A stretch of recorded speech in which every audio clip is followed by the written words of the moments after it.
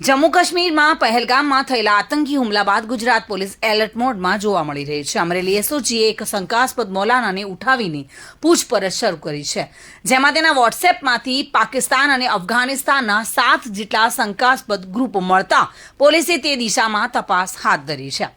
મદ્રેસાની જગ્યા કાયદેસર છે કે ગેરકાયદેસર તેની ચકાસણી કરવા રેવન્યુ વિભાગના અધિકારી મદ્રેસા પહોંચ્યા હતા. નકશા અને પુરાવાની તપાસ કરવામાં આવી હતી. બાંધકામ કેટલા સમયથી છે તેની પણ તપાસ કરાઈ છે. અમરેલી જિલ્લામાં મદ્રેસામાં મૌલાનાનું પાકિસ્તાન કનેક્શન મળી આવ્યાનો મામલો ધારી પોલીસ સ્ટેશનમાં જાણવા જોગ નોંધ કરી મૌલાનાની શંકાસ્પદ ગતિવિધિ સામે પોલીસે તપાસ શરૂ કરી છે. મદ્રેસામાં શંકાસ્પદ મૌલાના અંગે તપાસનો ધમધમાટ શરૂ કરાયો છે. મૌલાના મોહમ્મદ ફઝલ શેખ પાસેથી મળી આવેલા મોબાઈલ ફોનમાંથી પાકિસ્તાન અને અફઘાનિસ્તાનના સોશિયલ મીડિયામાં ગ્રુપ મળી આવ્યા છે.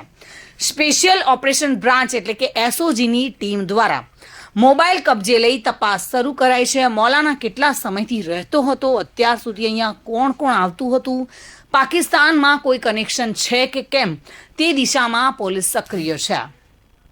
આ અંગે મળતી માહિતી મુજબ ગેરકાયદે વસવાટ કરતા લોકોની તપાસમાં ધારીના હિમખીમડીપરાના મદ્રેસામાં ભણાવતા મૌલાના મોહમ્મદ ફઝલ અબ્દુલ અઝીઝ શેખ પર એસઓજીને શંકા ગઈ હતી અને જેથી તેના આધાર પુરાવા માંગ્યા હતા. જોકે મૌલાનાએ કોઈ જ આધાર પુરાવા રજૂ ન કરતા એસઓજીએ ધારી પોલીસ મથકે લાવીને તેની પૂછપરછ કરતા તે મૂળ અમદાવાદના જુહાપુરાનો રહેવાસી હોવાનો ઘટસ્ફોટ થયો છે.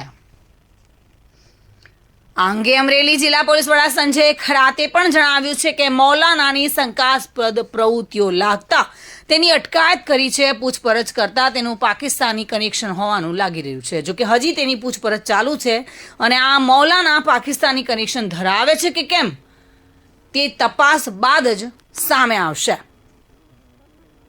ધારીથી સંજય વાળા સાથે bureau report, today Gujarati news.